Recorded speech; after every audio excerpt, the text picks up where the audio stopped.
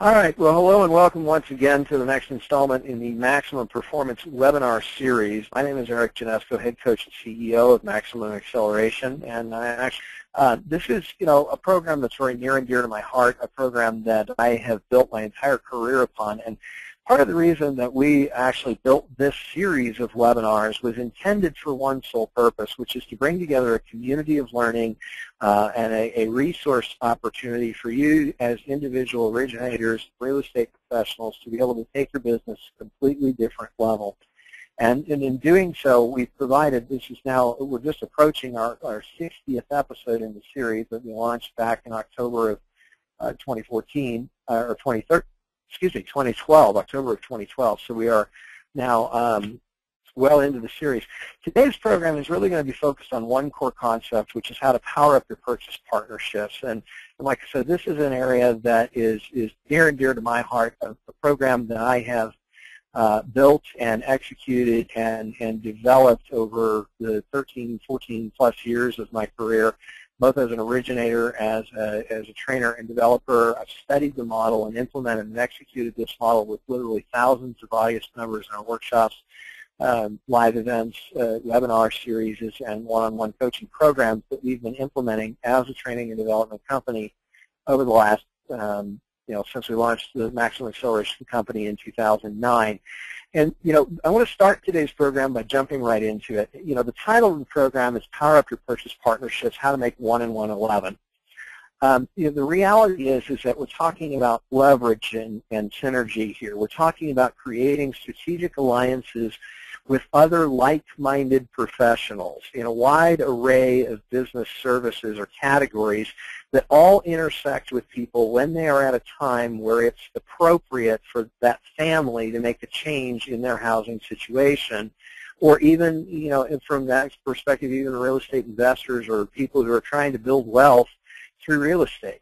So anybody in the financial services industry, anybody that has impact with people making employment changes, anybody who is at a growth stage in their life and wants to achieve something better as a family, and any professional who intersects with families when they are in a position to make those kinds of changes in their life is a potential business development partner, a potential resource or alliance partner that we can build with. And by the way, there's a key point or phrase here or definition I want to clear the air with. I use the term business development professional. I used to use the term referral partner. Many of you have heard of realtors, financial planners, CPAs, and insurance agents, et cetera, as referral partners. The reason I consciously made a shift about a year ago in referring to those types of alliance partners as a business development partner is mainly from one point of view. I wanted to shift my focus and my concentration from being one of a vendor seeking a deal and begging for business on the taking side of the relationship first to one where I am on the giving side of the relationship first, where I am seeking to be an asset to that partner. My goal is not necessarily to talk to agents about their referrals. My goal is to talk with them about something way more valuable than the ability to get any one deal closed. I want to become a resource or asset to them that's going to enable them and us to establish the kind of partnership with a high degree of loyalty and commitment where we can achieve a lot more together by leveraging each other's strengths than either of us could hope to achieve separately or independently. Let me show you an example of what this really means to me. I mean, there's an old Jewish proverb that says, plans fail where there is no counsel, but succeed when counselors are many. And there's a couple of different layers that we're going to explore to that, and what the dynamic of that relationship really is all about, and how to create it systematically, strategically, and purposefully. So over the next few minutes, I'm going to share with you some of what I've accumulated knowledge-wise and information and systems that we've built through tens of thousands of hours, if not hundreds of thousands of hours of hands-on work with mortgage professionals in all sectors of the business across all regions of the United States, Guam, Puerto Rico, and other areas, including London and the Netherlands and Australia, in addition to the hundreds and hundreds and hundreds of man-hours spent in one-on-one coaching sessions with clients, in live workshops and events that have created the base of knowledge that we have the opportunity to share with you, the refinement of the systems through the mass of work. And what I've tried to do is drill it down to the simplest, easiest concepts for you to understand that you can begin to walk away from and implement immediately from today's call. So the first thing that we need to define is what really is a true partnership. What's the difference between a relationship and a partnership? You know, far too often I meet with and talk to loan officers and realtors who have a very misguided understanding about what a partnership is. So the best way I've found to explain it is by thinking about draft horses. You know, when I was a kid growing up in the Midwest near St. Louis, you know, we had these, you know, Budweiser Clydesdales based out of St. Louis at Grant's Farm. It would be in every Christmas parade and Thanksgiving parade, and I just was fascinated by these amazing animals. Well, in high school, I did a research study, and I realized that there was a weight test sled study done by a group of scientists right around the early 1900s, and what they were testing was some way of coming up with a large unit of force, a measurement for a large unit of force. It was what came to be known as horsepower studies, and eventually that's what became the term horsepower. Well, long story short, the scientists realized that one horse by himself could pull about 12,000 pounds of pull. So two horses working independently, you would expect a minimum of double the results, or 24,000 pounds of pull.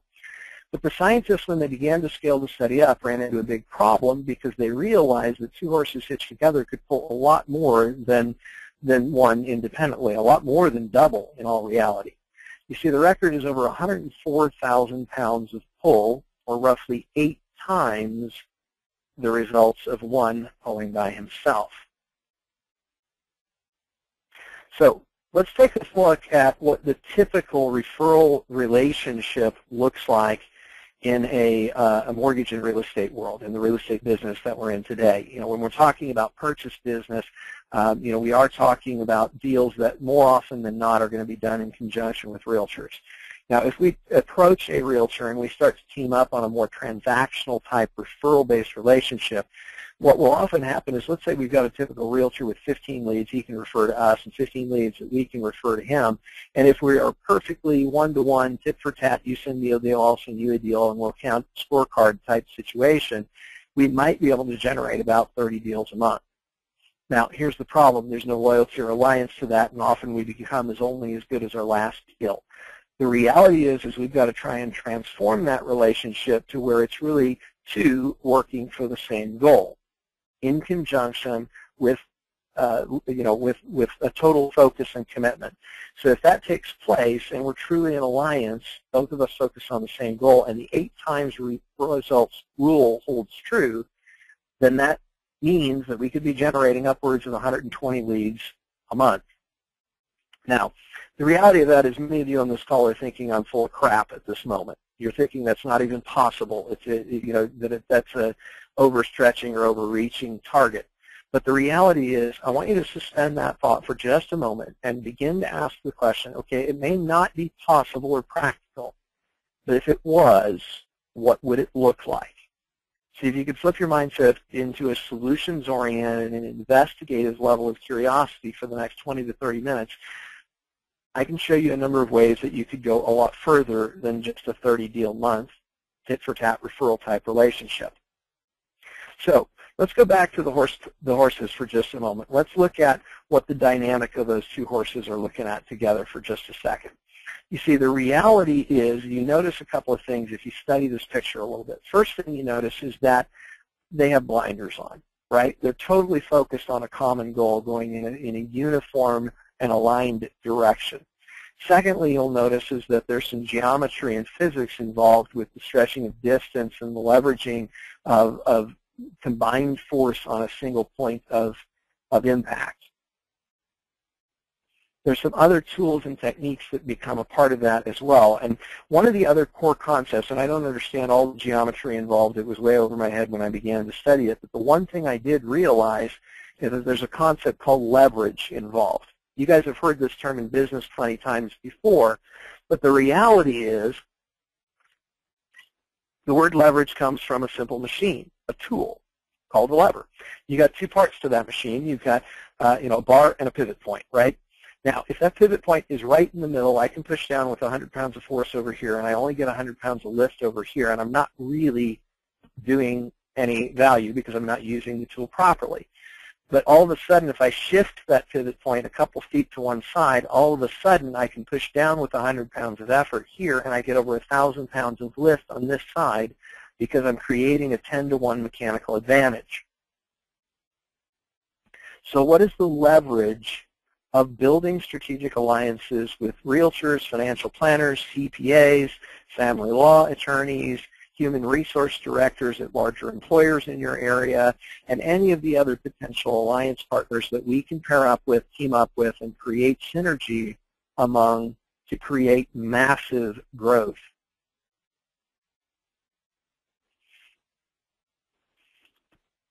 Well, the first thing we've got to understand is we've got to understand how to change the value conversation. Part of it begins with what, the question that we've got to be prepared to answer with every new alliance partner we approach is the why should I work with you? Now, how many of you have actually gone to, and think about in all honesty, when you approach a new potential business development partner, and let's just use realtors as the base example for the time being, and I know many of you think that realtors are not that fun to work with and you want to do everything you can to find purchase business without a realtor, and we'll talk about a number of strategies on how to do that. But just remember that in the real estate business, just like everything else, we're looking for the 5%ers. Because 5 to 10% of the population does 90% of the volume in any market. And we're only looking for the 1 out of 10 that's a true professional who's committed to a high level of ethical operation of their business. So when we approach a potential top producer like that and we start looking at how we can create alliance, the first thing we've got to be prepared to address is what's in it for them, because that's what they're first and foremost concerned about. So think about value, the value we create for them, the why they should work with us as a mathematical equation for just a minute. Value equals benefit minus cost. Okay? Now, there's two ways to balance this equation, which means value means they see enough value in an alliance with us that they choose to start working with us and building a partnership with us as opposed to any other relationships they've been approached by. Now, the way most loan officers have traditionally done this is typically one of two ways: great products, low pricing, or great service. But here's the problem. What do you think the other 99 loan officers this week who are calling on that real estate office are saying to those realtors? More often than not, aren't they saying the same thing? And even if you do happen to be one of the true professionals who actually can deliver great service and you have a commitment to staying in touch and giving accurate upfront information, setting expectations properly, and communicating effectively throughout the transaction, if you are the 1 out of 100 who actually does that right, even though knowing that 98 out of the 99 promise it but fail to deliver it, do they really believe you when you say, I give great service? And have we elevated our credibility or destroyed it when we associate ourselves with all the other losers and bozos who promise it and fail to deliver it? So we maybe need to look at that from a slightly different perspective. You see, because like I said, value means they participate, they agree, they move forward with us in building a partnership, but we've got to assess what is our true value proposition. Is it something that we can articulate? What is it, first of all, and are we prepared and effective at articulating it? Now, keep in mind, there's two ways to balance that equation if it's out of whack. I mean, if the cost seems higher than the benefit, they won't buy. So there's two ways to balance that equation, right? I can lower the cost or I can increase the benefit. Now, one of the ways that we do this, and here's one of the simplest examples that I can give for this, which is, we can be a vendor or we can be an advisor. Think about for a minute, let's say I've got $10,000 of stock that I want to invest and I want to buy 100 shares of a company that's currently valued at $100 a share. Now, I can go on E-Trade, I can open a trading account, and I can buy those 100 shares for $8 a trade. Or I can go to a full-service investment advisor like a Merrill Lynch or something like that, and I can put that same trade, I can spend that same $10,000 to buy 100 shares of that same company, and likely I'm going to spend around $100 to $150 for that trade. So why would I spend 10 to 15 times more by going to a full-service advisor versus a do-it-yourself E-Trade account? Well, two things. One, The E-Trade account is a very transactional approach, right? My ability to make a wise investment is solely on my own level of commitment to time and research and my own base knowledge of what the right way to value a company is. If I don't have a, and for me personally, it's something I really don't have the time to study in depth, so I'd be literally with better odds if I took that money to Vegas and put it on the roulette table. You can go red or black, or you can go odd or even. You got a 50-50 chance of doubling your money. I don't know if I have that good a chances on E-Trade. If I go to the full-service advisor can give me the knowledge, advice, and guidance on how to value a company, what's important about the investment, what the time horizon of that investment is, and whether that's even a wise choice or not. I mean, for example, let's say I'm all enamored with a particular company that I think is a hot buy, but everybody else on the planet thinks it's a hot buy too, and that stock's way overvalued. Now is not the right time to buy that company. And then advisor says, hold on, slow down. I don't think that particular company is the wisest investment for this time based on your time horizon for investing. You also may want to consider the potential risk of principal here. Are you having, do you have some other reserve resources that if the car blows up or the furnace goes out, that you've got some other capital you can use that would allow you to do this investment strategy longer term? You see, now he's looking out for my best interest long term. He's talking about how to help me make a wiser and likely more successful investment, which is worth thousands of times the value of what the potential trade might be. Because he's helping me not just manage this one transaction, he's helping me manage this as an integral part of a long-term commitment and relationship that's going to be way more valuable than the gain or loss on any one particular investment.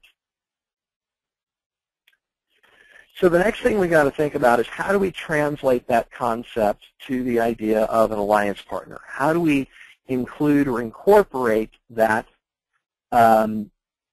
into the approach that we make to a business development partner, like a realtor, a financial planner, a CPA, a real estate attorney, et cetera, et cetera?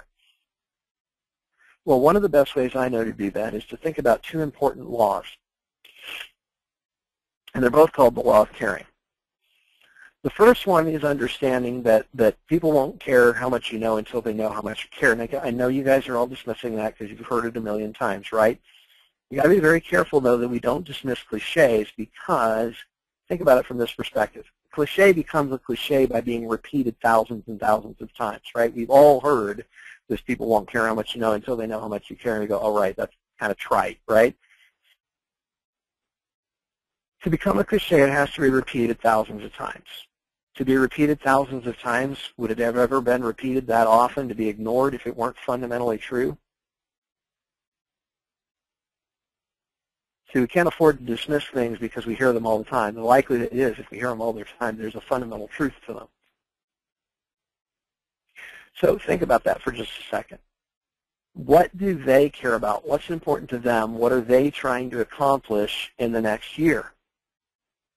What do most real estate agents want to figure out how to overcome in today's environment? In fact, if you want to go ahead and post on some of the recent objections, if you've been out in the market, you've been talking to agents in the last couple of weeks, what are the things that you're hearing out in the market? Feel free to post them in the Q&A and let me know what are some of the challenges that agents are expressing to you.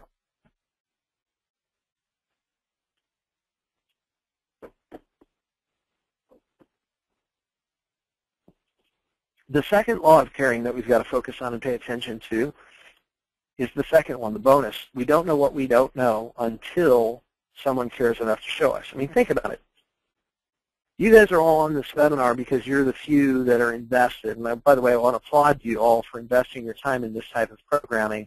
And I know there's I'm looking at the registration list, and there's several new faces on today's program that are the first time you're hearing us. But the reality of it is there's no way we can know what we don't know, right? There's really only two ways we can begin to get that outside perspective, the stuff that's beyond us, right? Either one, somebody's got to reach out to us and care enough to point out to us that there might be a better, faster, easier way. Or we have to develop enough care and concern for our own safety and security and growth that we seek it out. One of the earliest lessons of my life personally, and I think something that's been a hallmark of my success throughout the years, is, see, I got started in sales around the age of 13. I started doing trade show, timeshare lead generation and credit card sign-ups at trade shows with my stepdad when I was about 13 years old. We would go out 2 or 3 weekends a month during the peak seasons. We would go out and work a show, and I made a pretty decent income as a 13-year-old doing that with my stepdad. But one of the things that my stepdad realized and taught me, one of my first true mentors or advisors in my life, was he used to have a saying, which was go where you're the dumbest guy in the room. And what he meant by that was have a hunger and thirst for knowledge. Go constantly seek out the knowledge of those who've done it better or have already accomplished what you want to accomplish and duplicate it. Don't try and reinvent the wheel. So one of the things that we can do here, and one of the ways in which we could be of more value to our potential business partners, is care enough to ask them what they could be doing different, better, or faster. You know, Mr. Michael Mayer, a good friend of mine and international best-selling author and North America's most preferred real estate agent, is his claim to fame currently, is the reality of the growth, and what Michael talks about is there's 3.5 questions he asks that are the 3.5 most powerful questions at generating referrals. And they basically go through a series of what's your biggest challenge, what have you tried, and how's that been working for you, what are you going to do differently next time, and how can I be an asset or resource to accomplishing that for you. A real simple and clear explanation of, and he shared this with audiences, that we did a live event last week in Danbury, Connecticut, and it resonated with people, and we've already started to see emails and reports from people that they've already added 2 or 3 additional leads to their pipeline in a matter of 2 business days since leaving that summit. And Michael will be sharing a lot more of his tips and techniques with us at an upcoming event. I'll share with you a little bit more later in the program about how to get access to that. But it's all about that one concept. See, when we reach out to those business development partners, we're reaching out seeking to be an asset and resource to them, a partner in helping them achieve the goals that they want to achieve. In reality, it's not just about getting their deals they already have done. I mean, that's the minimum expectation here. The reality is if we focus first on how to get them more deals, we create a level of depth and resonance with those business development partners that goes far beyond the value of any one individual transaction. You know, think about the amount of loyalty that would be created if I take an agent who did 10 deals last year, and by helping them systemize and strategize their sales process, by leveraging my strengths and abilities from a lead filtering standpoint and saving them amount of time on deals that they would otherwise be wasting their time on, and by giving them a strong endorsement at the front end of the deal, as well as incubating some of their maybe leads and filtering out which are their ready now leads, how much more could they improve their growth, even on the existing leads they already have? And how quickly can I become an invaluable asset to them that they feel like they can't afford to allow business to flow anywhere other than through me? Now, if I add to that a couple of ideas and strategies that we can collaborate on, or new projects that we can use to create massive expansion to their marketing reach and significantly increase their lead flow, and take them from an agent who did 10 deals last year to an agent who does 20 deals this year, which is less than 1 extra deal a month if you guys do the math on it, how loyal is that agent going to be to me long term? How much value and credibility will I have? How much more efficient and trustful will that relationship be, that when I call them up and say, hey, we got a problem on this deal and I need your help, they'll jump in and we'll work together as a problem instead of them throwing me under the bus and blaming me for everything? And think about how that would transform the dynamic of the relationships you have with any of the agents that are out there in the market right now. I like the comment from Steve Rice, by the way. The absolute bitter cold weather is something that we'll come up with a unique how to overcome that challenge. First one would be is let their fingers do the shopping kind of concept maybe. There are ways to use and leverage technology to create high-impact buyers, even when it's not so much fun to go out and search for property. Part of that also is, by the way, we'll get into that in just a little bit. Anyway, so here's what I want to share with you for just a second. I want you to think about it from this perspective. Think about Michael Jordan's, the Wayne Gretzky's, and the Tom Brady's of the world. What do they all have in common? Well, the simple answer is they all had somebody who cared as much about their own success, if not more so than they did. They all had somebody to hold them accountable to a higher level of knowledge and a higher standard of performance. Yeah, and it's kind of, often I talk about the transformation cycle of growth, and the reality is that we don't learn or evolve into new behaviors and skills overnight. It takes persistence and it takes refinement. It's just like, if you picked up a cello today, you can't expect to play a Mozart concerto tomorrow, right?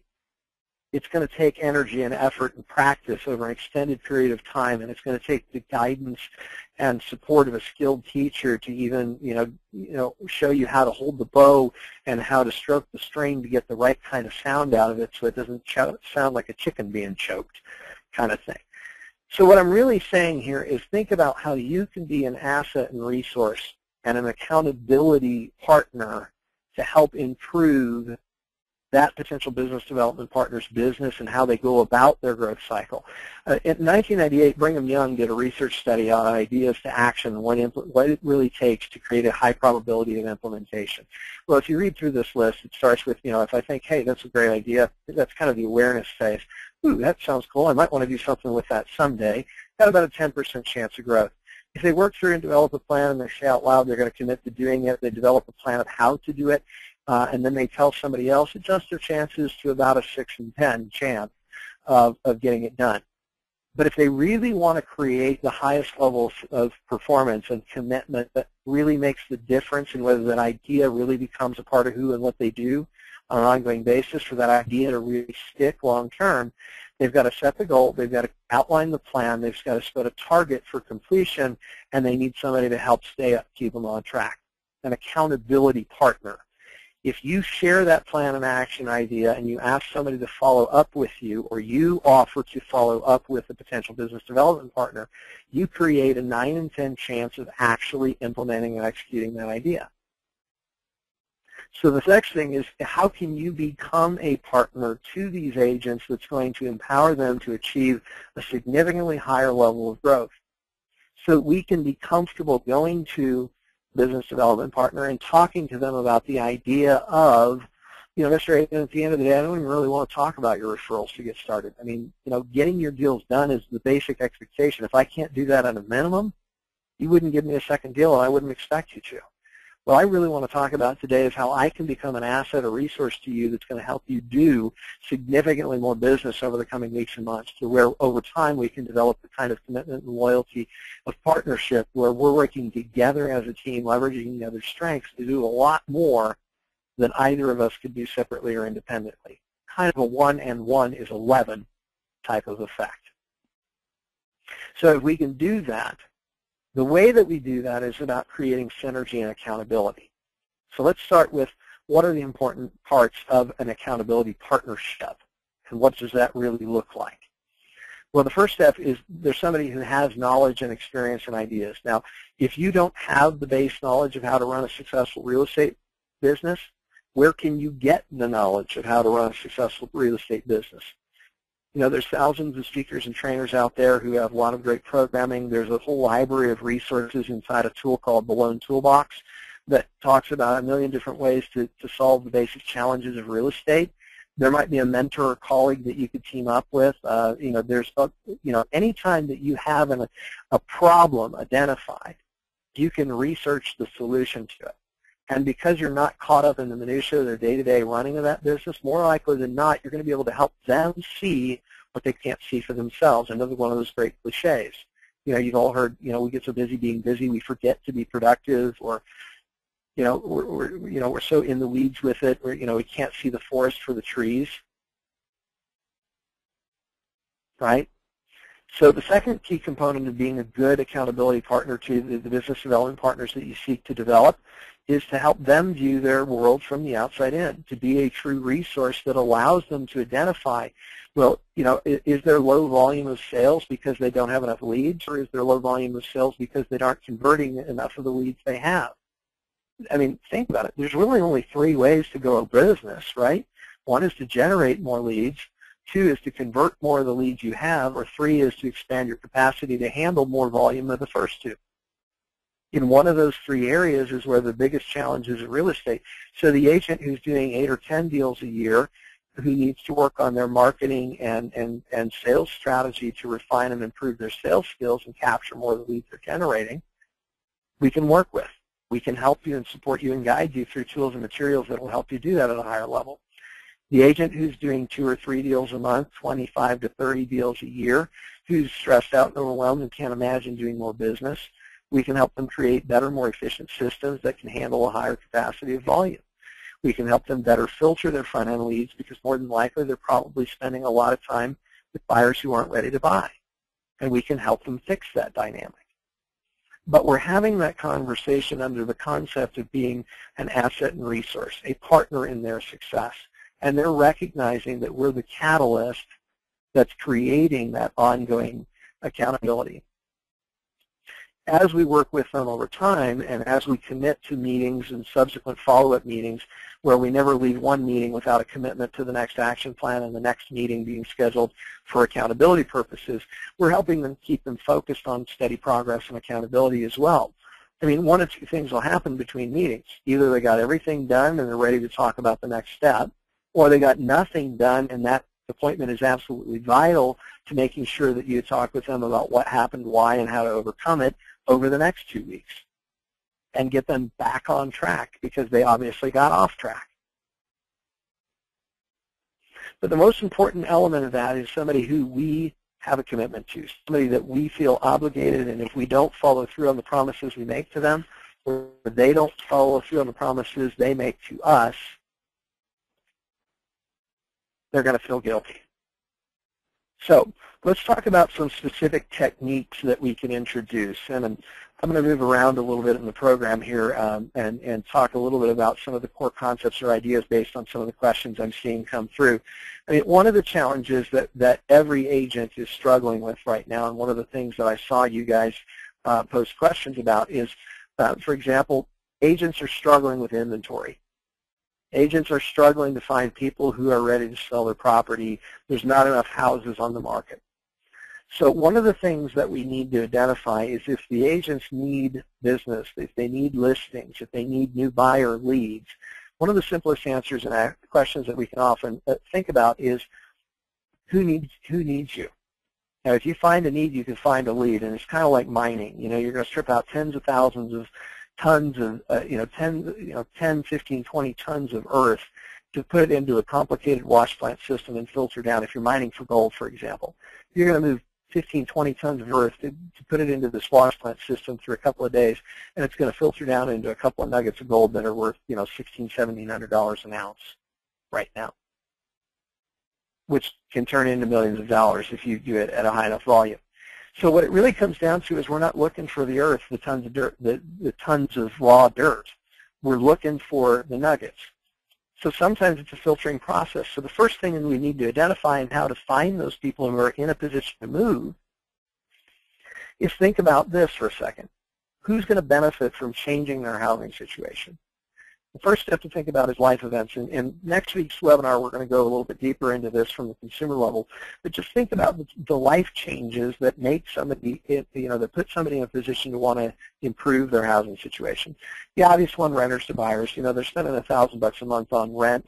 That's $60,000 over 5 years, literally down somebody else's toilet. If you're in a higher index market where your rent is $1,500 to $2,000 a month, imagine how fast they burn through $40,000, $50,000, $60,000 instead of investing it in their growth for the future and building equity for their family. Second key area is family size. The house that, the young couple that bought their first starter home 5 to 7 years ago, and now they've got 2 kids and they can't fit in that 1,000 square foot 2-bedroom condo.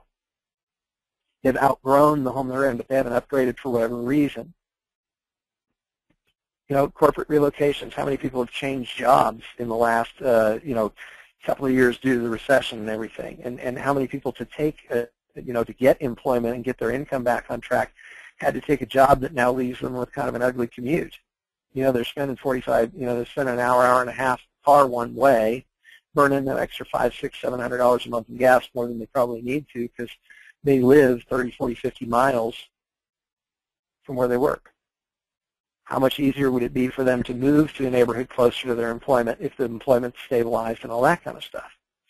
And then, of course, just general lifestyle needs. The couple that raised their home in the big 4,000 square foot 3-story house, that the kids are grown and gone and in their 20s and 30s with families of their own, and the couple is in their 60s and they want to have the freedom to travel, maybe reduce their expense a little bit, or move to a home that's a little bit smaller but maybe a higher level of luxury with the same element of same budget, but something that's maybe a 10 home on a golf course in a maintenance-free community with security, so they're more able to travel without the fear of somebody breaking into their house.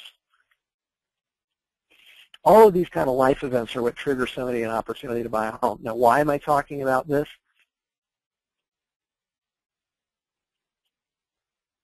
That's a great question, Steve. I'll make sure I get to that one when we hit the Q&A here in just a second.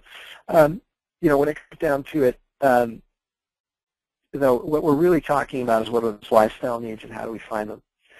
Part of the reason for this, and part of the reason I suggest that you think about this and that you have this discussion with your business development partners, is this can be a catalyst for spinning off into a whole bunch of other marketing ideas and business development and intake strategies that can create a much higher volume of activity.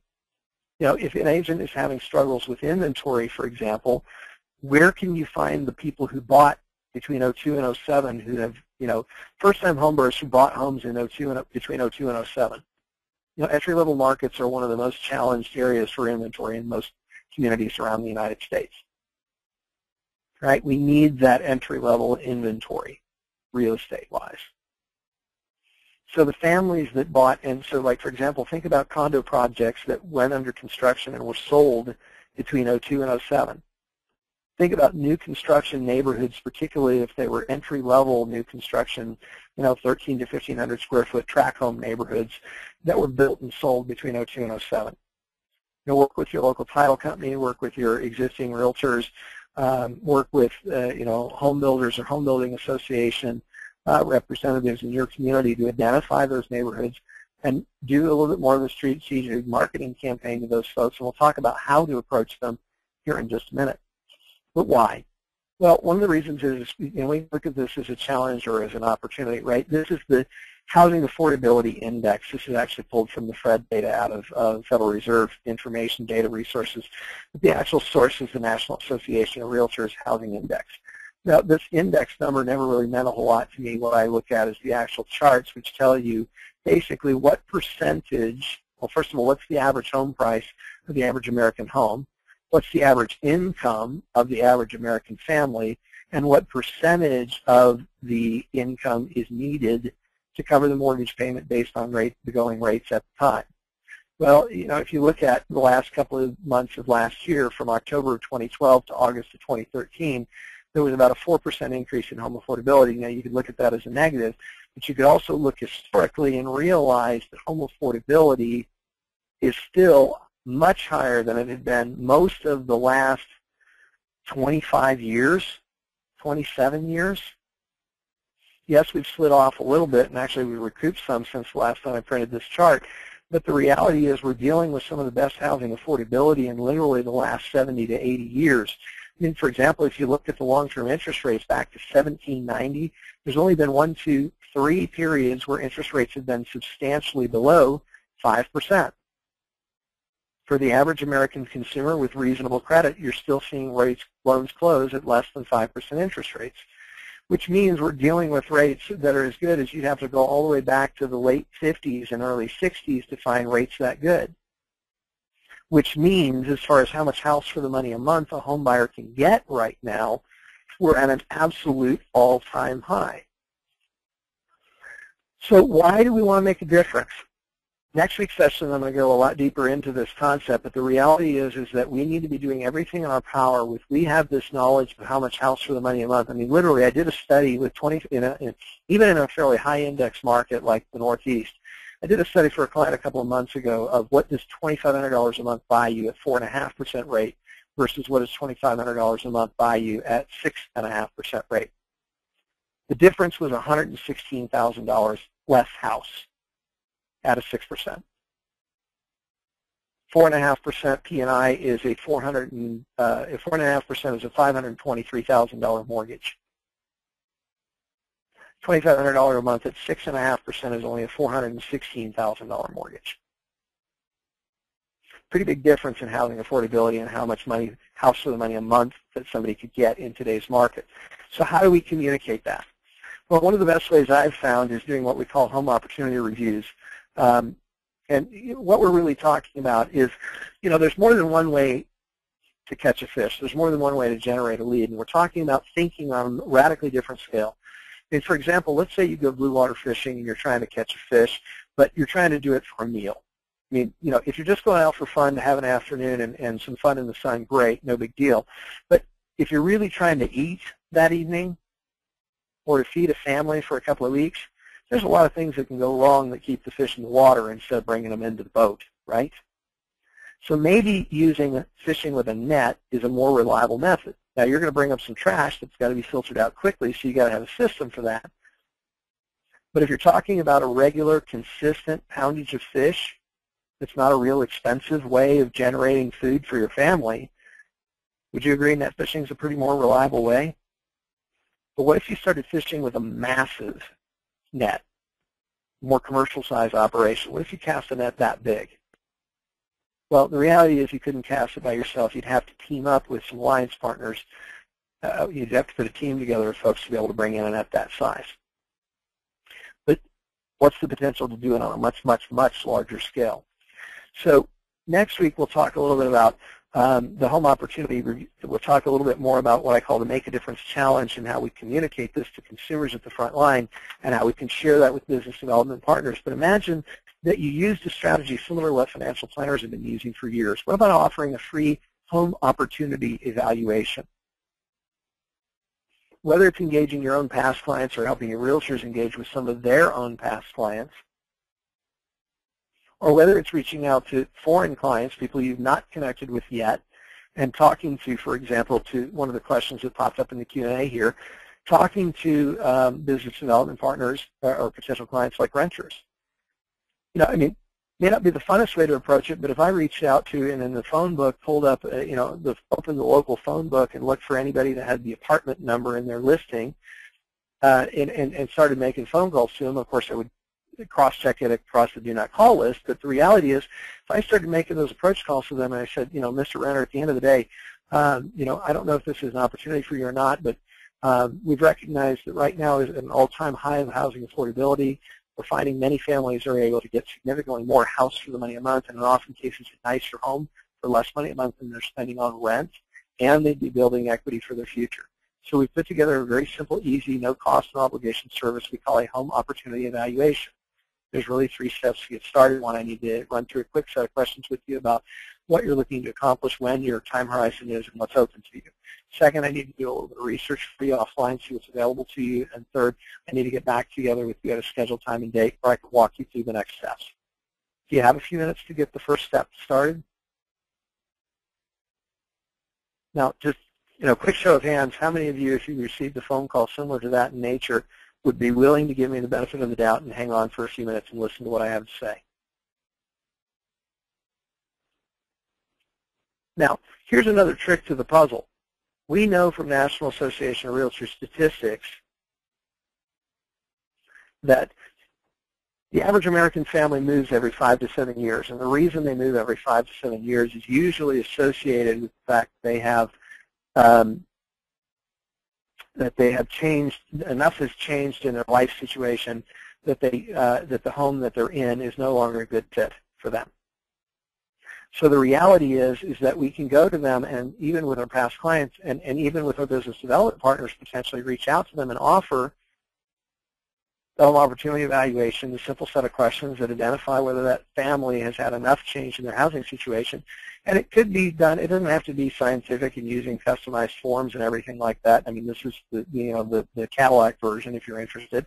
But the reality is you could reach out to them with just as simple an approach as, and teach your agents to reach out to their past clients with a simple question like, how's your home treating you these days?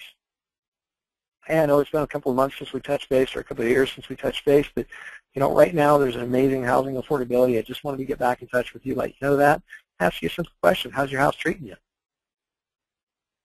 That could kick off a conversation that's going to help you identify the people that 5 to 7 years enough has changed in their life that the current home they're in is no longer a good fit for that family.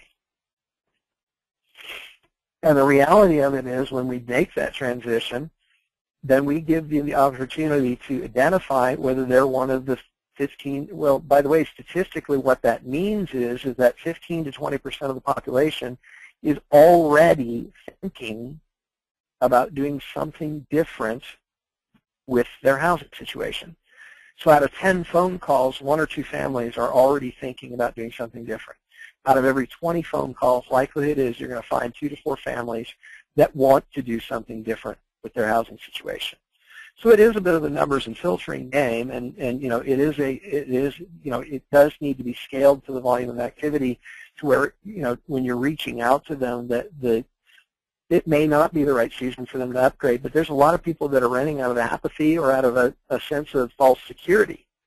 I mean, the reality is that, and this is one of the unfortunate elements, and we'll talk again a little bit more about this next week. The most unfortunate and challenging thing for me personally, one of the things that hurts me the most about what's going on in our industry right now is that the people who are most likely to benefit from the housing opportunity are completely oblivious to it. The guy who's just renting because he feels like it's the safe thing to do, he's just one of those guys who works hard, keeps his nose clean, pays his bills on time, and is just completely unaware of the fact that he could be building a much better future for himself and for his family if he were to take a little bit more initiative with it. So what I've been walking you through, guys, today is a purpose and a process for establishing what we want to accomplish and where we want to go. And because I had so much information I wanted to share with you guys today, I want you to go ahead and continue to post your questions in the Q&A. I've answered most of the ones that have been posted already through some of what I've covered up to this point. So I'm going to actually kind of skip over the Q&A section for a little bit, but then I'll open it up again at the end. But there's a couple of quick things that I need to share with you all before the top of the hour here. One is that this is actually embedded in a 5-step process we call the Power of Growth Transformational Growth Process.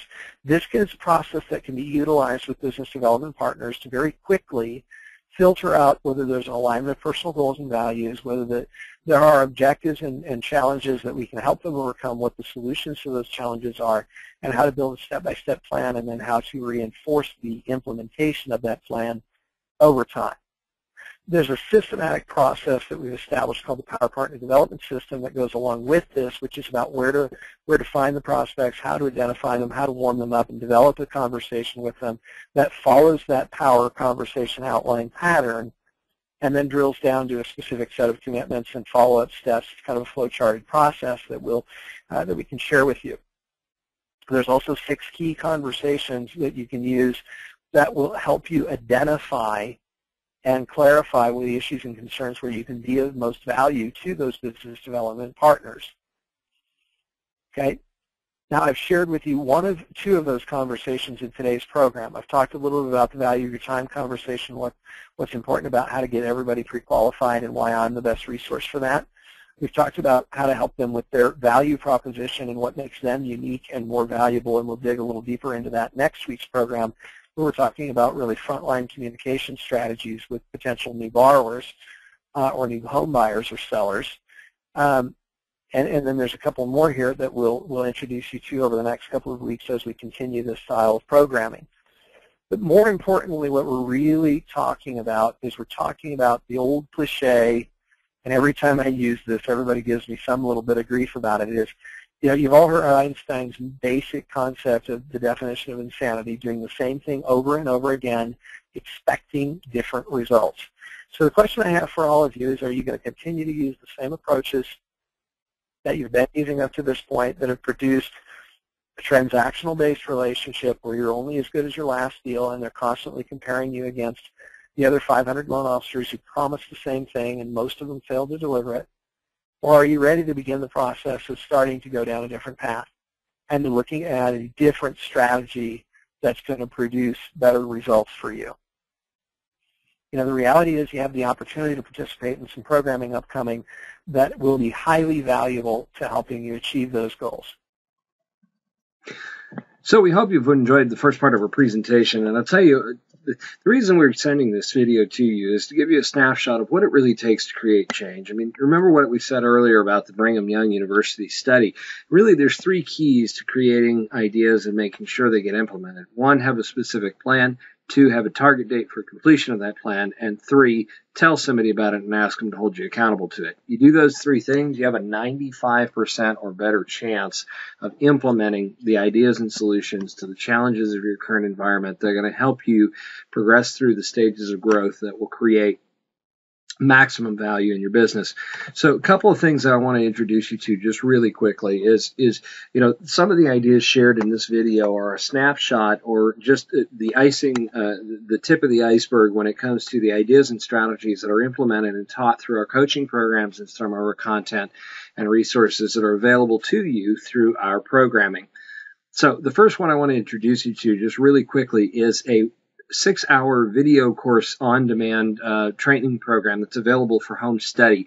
And this program was developed and recorded with our coaching team and through live events that we've done over the last 8 years and continue to repeat and refine. The fresh updated recording of this was produced late last year. Extremely relevant information and very timely for the market of today and what you need to execute in this current environment.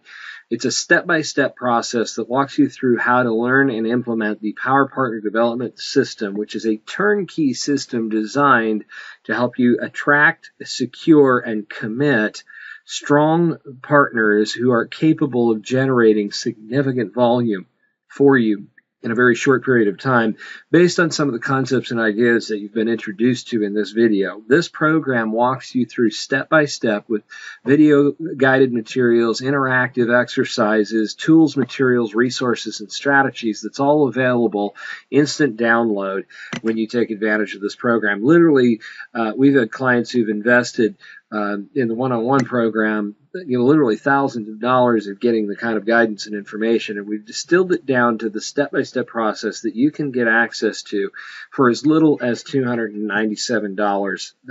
What most people have invested literally thousands in learning from us over the years.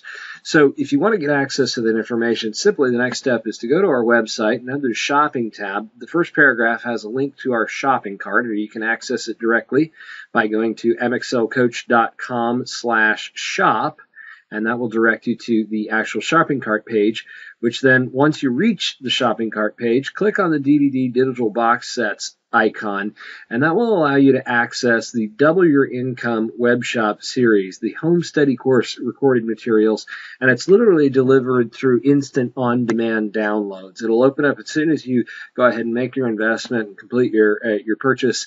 You'll be able to you'll immediately automatically receive a link to the resource folders where all the tools, materials, and videos are stored for your free download. Take advantage of it, block out some time to work yourself through that training program little by little over the next couple of weeks. Implement the ideas, and I guarantee you'll have the ability to get all of the information you need. And by the way, this comes with a 100% money-back guarantee. If you are not 100% satisfied that the training, the material, and the resources provided are not double, triple worth, 3 times the value of what you've invested in the program, just give me an email and shoot me an email, get in contact with us, and I'll be happy to refund your money on this program. It's not, these are the fundamental keys and strategies that we are so confident will allow you to be able to massively grow your business, establishing, key partnerships and contacts and relationships that you can count on for a significant and consistent flow of ongoing business. How do I know it works? Because I've done it personally. This is developed through the hands-on materials, tools, and resources that I use to build my practice to the level that I did as an originator.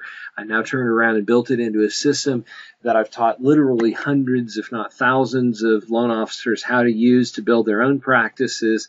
And we get the comments and feedback every single day about the kind of results that it's been able to create in helping you build a solid, sustainable, and growing business in spite of whatever market. that you find yourself in. So we encourage you to take advantage of that opportunity. If that just wets your whistle and you're looking for something more significant, you really would like the hands-on guidance, support, and accountability of a one-on-one coach. Other thing I'd like to encourage you to maybe consider taking advantage of is we do offer what we call a strategy session. Because over time we've found the best way to really understand the true value of coaching is to experience it. The nuances of what it takes for each individual person is very unique, and our coaches are extremely skilled at being able to challenge you and work with you to overcome whatever the unique challenges or growth that you have. And there's a couple of different layers to that, which your coach will explain to you during the course of the strategy session, how we work with you to see the new opportunities, overcome the challenges or difficulties in your market, implement the strategies, tools, and hold you accountable to following through on making the necessary changes in your practice that are keeping you from doing significantly higher volume in a very short period of time. And that's what we walk you through as part of our one-on-one coaching program. So if you're curious, if you're interested, and you're serious about taking your business to the next level, if you're thinking about making a significant investment in your future, which will yield, 4, 8, 6, 10 times returns on the monthly investment that you make in the coaching program, then feel free to take advantage of our strategy session opportunity. Of course, they are scheduled on a first come, first served basis, basically because we have between our coaches' schedules with their existing client load and the opportunities that they're looking to add on additional clients, they only have a handful of sessions available each week for these. So make sure you reach out to us, talk to our scheduling department, and they'll get you set up for one of these no cost, no obligation, one-on-one consultation with one of our active coaching members, one of our coaching team, to walk you through what you need to do to implement. Okay, the last thing I want to encourage you to do in today's program is you've invested the time to watch this short, quick video. Hopefully you've gotten some very powerful ideas. What I want you to do is take this, and you now have this video at your disposal to be able to use over and over and over again to pick up additional ideas. So here's what I want to challenge you to do. Don't just watch the information or observe the information and expect it to change what you do in your practice on a daily basis. Actually create a solid action plan to put the ideas into action and make them make a difference in your business. So before you pick up that next phone call, before you return that next email, take 30 seconds to a minute here just to walk through one final exercise with us. 1, decide what was the one most valuable thing you want to implement immediately off the heels of this program. Whatever that one best idea is that you want to make sure that you get up and running in your business soon, decide what that one idea is. You can come back and pick up idea 3, 4, 8, 10, 15 later. Just do this one at a time, okay? The first one you want to implement right now, what is it? Second step you've got to decide is what action do you need to take to make it part of your business on a daily basis. So, for example, maybe it was one of the approach strategies that I talked about with the home opportunity evaluation, or maybe it was the who questions that will help you identify people who could benefit from buying it, or from additional home buying opportunities that exist in the current market. Maybe it was targeting strategies with agents. The next step in implementing that idea, for example, would be to schedule 30 minutes to outline the specific talking points of the who questions conversation, and practice them with a tape recorder, giving yourself feedback immediately after you try it. Do it 4 or 5 times so that you actually are ready to begin using those conversations, and then put a reminder on your computer or on your desk, or attach it to the folder that you're going to be sitting down at the conference room table where you're going to be meeting with those borrowers to do that consultation, and remind yourself to ask the who questions. Create something that reminds you to do it when you're in that situation. So those would be the next couple of actions to implement that key idea, for example. The third step is set a target to it, just like we talked about with the Brigham Young study. The most important, most valuable things that you can do is set a goal, create an action plan, set a target date, and share the target date with somebody, which is the fourth and final piece of this action plan. Is not only do you now have an action plan for what to do to implement this one best idea, but now you have a target date to complete it. The magic secret ingredient in implementation really is the promise factor. Who are you going to ask to hold you accountable to following through on that date or that deadline? mean, think about it from this perspective. I, think about the running buddy example. I decide I want to lose some weight, so I start, a New Year's resolution to start jogging. And so I go out on, maybe not January 1st, January 2nd, I go out and I jog maybe more than I should. January 3rd, I go out. I don't go quite as far. January 4th, I'm getting really pretty sore and worn out. I barely make it around the block. January 5th comes around and it's cold and it's wet and it's nasty outside and it's been snowing and boy, I hit that snooze button, roll back over, and do I ever go jogging again? You see, it's so easy to break the promises we make to ourselves when adversity sets in. But what if I had talked about that idea of wanting to lose some weight at the New Year's Eve party, and my neighbor says, that's a great idea. Why don't we do it together? Well, January 5th rolls around, and it's still a cold and wet and nasty and snowy outside, and every muscle in my body aches, and I really don't feel like going jogging. But I know my buddy's going to be on my doorstep at 5:30 because I promised him I'd go jogging. So what do? I get up and go jogging. And eventually we hold each other accountable, we follow through, and lo and behold, I have a comfortable routine and habit now of jogging regularly, and I've lost 20 pounds in 6 months. You see, it's that power of accountability, that promise we make to somebody else that we're going to feel guilty about, that is often the critical difference between whether we actually complete the projects and ideas that we launch or not. So if anything we can do here at Maximum Acceleration to help and support you in that growth, whether it's providing you the information, tools, and resources for you to create a self-guided learning program for your, for how to build your mortgage practice, or if it is the actual step of taking on or talking to us about working with you in a coaching group environment, live on-site events, or one-on-one coaching, please don't hesitate to reach out to our team and ask. Of course, the contact information is on the website below and in the video. Just give us a call. Let us know what you would like us to do to help you with making sure that you reach maximum acceleration and your business growth. Again, thank you for taking the time, and I want you to applaud yourself for investing your time and energy in watching this program. Hopefully you've gotten some valuable and powerful ideas that will help you take your business to the next level. Keep in touch and let us know what you'd like to need help with in the future, and we'll continue to provide this quality of programming as long as we possibly can. Make it a great week, everybody.